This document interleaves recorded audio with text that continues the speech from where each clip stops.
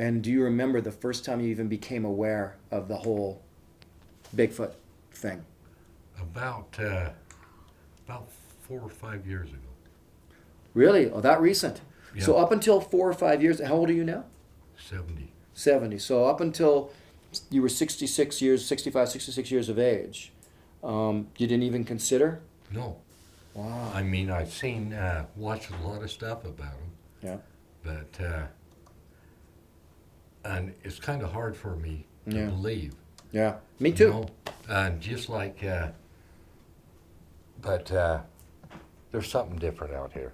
So what happens out here? What goes on out here that because even in the truck the other day you said there's some stuff going on. What did you say? Something about some cows. A calf, one of the calves that up here in Cal, somebody mutilated it. They cut its ears off, its eyes out, and part of the back of its head, and then they went into the hind end and to cut that out. And as far as that goes, I mean, a bear usually go for the back end after they're dead, but there was no blood around it. It was only been dead for 2, 3 days, and it was maggoted. And if a bear would have done it, he couldn't have done it for the way it was killed. Uh, they'd come back and ate it after it got rotten and sour. What about a mountain lion? A mountain lion, no way. A mountain lion, they might have drug it from the kill to where they left it, but dragging it from the kill to where they left it, mountain lion won't come back on it unless you can't make another kill. And a mountain lion will kill an average of 1 deer a week. And same thing with, and a bear ain't that bad, because a bear will eat anything. Yeah. And but the way it was mutilated, it was almost surgically, the way it looked, you know. In fact, Cattleman up here has got pictures of it. I mean, we've had some odd things up here happen. They say there's no grizzlies up here, but there's something that's that bigger. That's Right. been, and you know, with me in these mountains as much as I am, and for the last 30 years, I mean, I never spent the winters up here till the last 6, but I mean,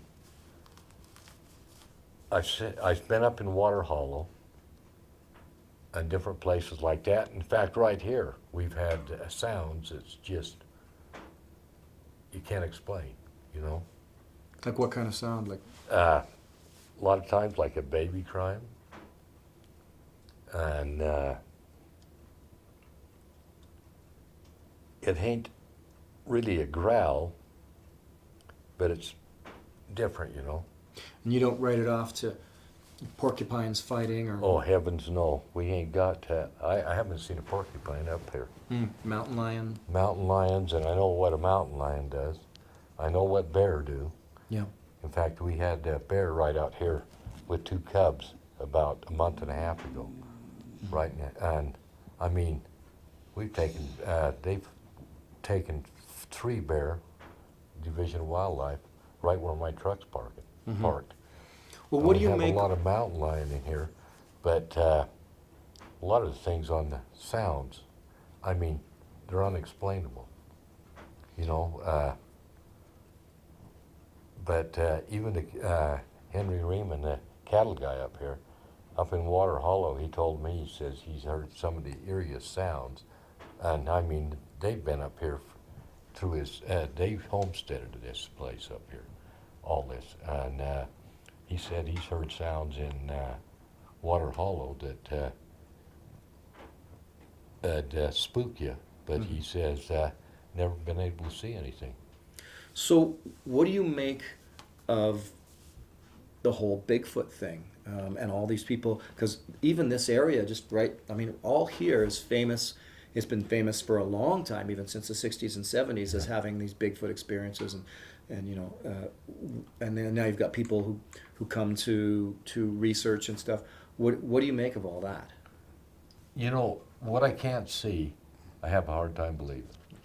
But I know there's something there. Yeah. And I mean more than once. I've had encounters with, and a lot of time I just took it for granted it's a bear. The sounds that go on at times, I can usually explain what it is, but I really can't on some of the things that I've seen up here and heard. And I mean, I've lived in the wild since I was old enough to walk, and it's just something that's different. And until I see one, I'm going to have a hard time with it. I'm not really having a hard time because the more things I see and the more things I hear about it.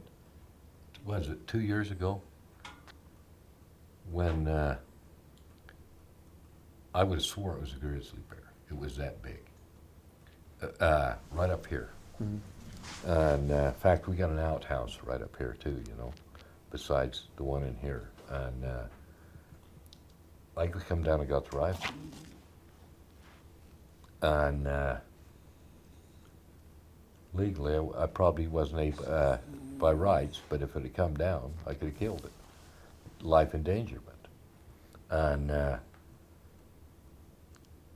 I shot at it, and it had this, for about a week, 2 weeks later, even the cattle guy come up here, and I told him, I says, there's something. I says, it's the biggest bear I've ever seen in my life. I says, it's got to be a grizzly. But we never found a track, but we had a stinking smell in there for, a rancid smell for quite a while. In fact, we even took the dogs up there looking for whatever it was, you know. And I still don't know. I'd say it would have been a grizzly bear, but they say there's none in this area. Well, there is. I had a hard time believing, but there's something here, and it's got me, I'm a lot more leery when I go out. I mean, really leery.